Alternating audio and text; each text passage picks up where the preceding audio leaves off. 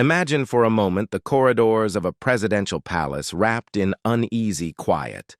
Not the silence of admiration, nor the calm of respect, but a silence heavy with tension. It is the kind of stillness where glances are avoided, where whispered conversations take place behind closed doors, where every servant and official walks carefully, sensing that something enormous has shaken the walls of power. Within this atmosphere of unease lies news that few expected to arrive so suddenly. The president of Senegal, a figure often seen as unshakable in public life, has parted ways with his second wife, Absa Faye. Her name now stirs rumors, questions, and unease in the political and social fabric of the nation. What may appear on the surface as a private matter is in truth a story woven with months of hidden struggles, marital confrontations, and competing ambitions that eventually boiled over into public view. In Senegal, the presidency is not simply an office. It carries a sense of sacred responsibility wrapped in tradition and expectation. To many, the family life of a president is supposed to represent stability, discipline, and order. A divorce within that circle is not seen as just a separation between two individuals. It feels like a crack within the very image of leadership. For this reason, the revelation has struck citizens and observers as a scandal that goes beyond the personal. Absa Faye, though often portrayed in public as discreet and composed, had become an increasingly noticeable figure in the background of the president's political world. She was admired for her charm, elegance, and education, but her visibility also sparked unease. For many insiders, she was a woman too ambitious, too influential, sometimes even perceived as more listened to than cabinet ministers. This aura of influence gave her the image of a second First Lady, and inevitably it stirred rivalries, especially with the entourage of the president's first wife, Marital Faye. The first signs of turbulence appeared early in the year. Rumors began to swirl in the capital.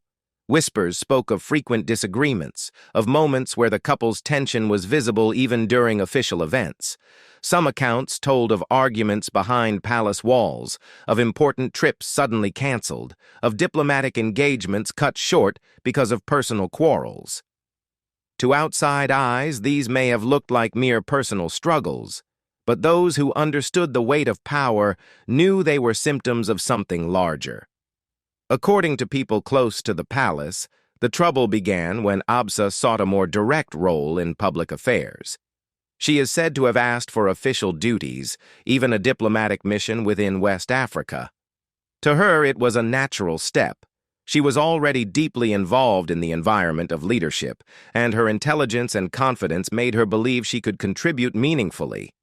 But for the president, such a request was too dangerous. Granting her a public political role risked accusations of nepotism, favoritism, and undermining his credibility as a leader who must appear impartial. His refusal was firm, yet it did not end the matter. Absa continued to exert influence informally. She gave advice to political figures, made her views known on issues, and, according to insiders, even influenced certain appointments. Her boldness, while admired by some, unsettled many others. Cabinet members began to see her as a disruptive force. Whispers of complaint reached the president, who found himself torn between the loyalty of a husband and the duty of a leader. At first, he attempted to calm the waters, to reassure both sides, but his efforts were in vain. The storm only grew louder. Then came the moment of rupture. A series of confidential leaks emerged from within the palace, circulating through social media and opposition networks. Sensitive information appeared in places it never should have. Suspicion quickly turned toward Absa's circle. Though no solid proof was offered, accusations arose that she had been careless, perhaps sharing private exchanges or confiding in the wrong people. For the president, this was more than a marital issue. It was a humiliation. His leadership was mocked, his personal life ridiculed, his very authority questioned. According to those close to him, he confided bitterly, "I can bear the blows of politics, but not those that come from within my own home. What followed was a long, cold silence between husband and wife. Attempts at reconciliation were made, but none succeeded. Friends and mediators tried to bridge the distance, but Absa, feeling betrayed and cornered, refused. She allegedly declared to those near her that she would not be silenced, that she regretted sacrificing her personal ambitions for the sake of a man who now sought to erase her influence.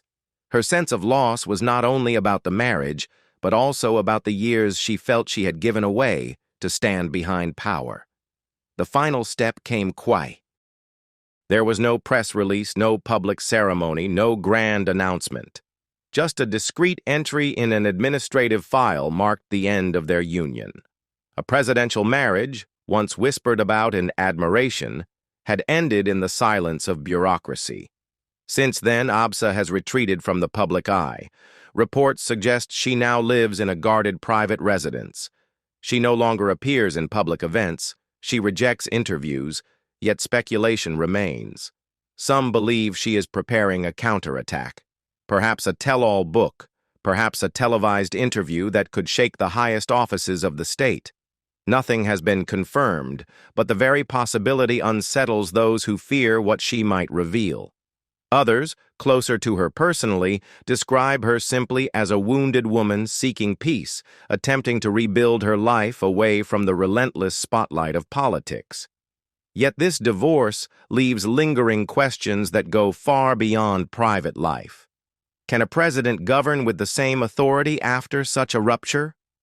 Was this decision purely personal, or did political pressures push it forward? What does this mean for a government already facing social unrest and a combative opposition? For many citizens, the lines between the private and political are blurred.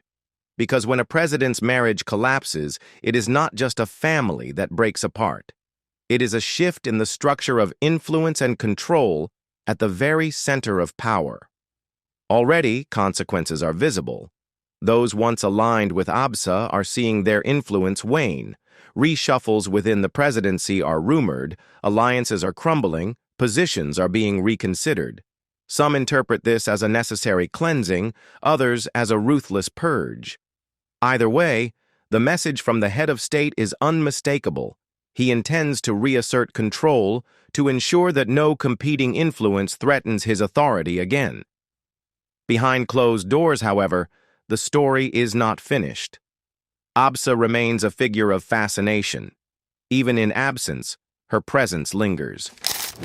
In a society where truths are often hidden or softened, the possibility that she might one day tell her side is electrifying. It could alter perceptions, ignite debates, and even reshape the political landscape. For now, silence prevails. But silence, as this story has shown, is never empty. It is a pause before the next chapter. This is why many believe this divorce is not the end, but the beginning of a saga. It is the start of a national drama whose future episodes are yet to unfold. The country watches, the opposition waits, the palace braces, and the people, curious, anxious, perhaps even fearful, wonder what will be revealed next. For the president, this separation is more than a personal turning point. It is a declaration that he will no longer tolerate competing centers of influence, even within his household. For Absa, it is the beginning of an uncertain path. Whether she chooses silence and private healing, or chooses to step back into the spotlight with revelations that could shake the nation. One thing is certain. This story is far from over. In the theater of power, private lives are never only private. They shape alliances, they shift perceptions, and they determine the stability of leadership itself. In Senegal, the end of this marriage has already rewritten the script of politics. The next scene depends on whether Absa Faye speaks, and if she does, the quiet halls of the palace may once again echo with a storm louder than anyone imagined.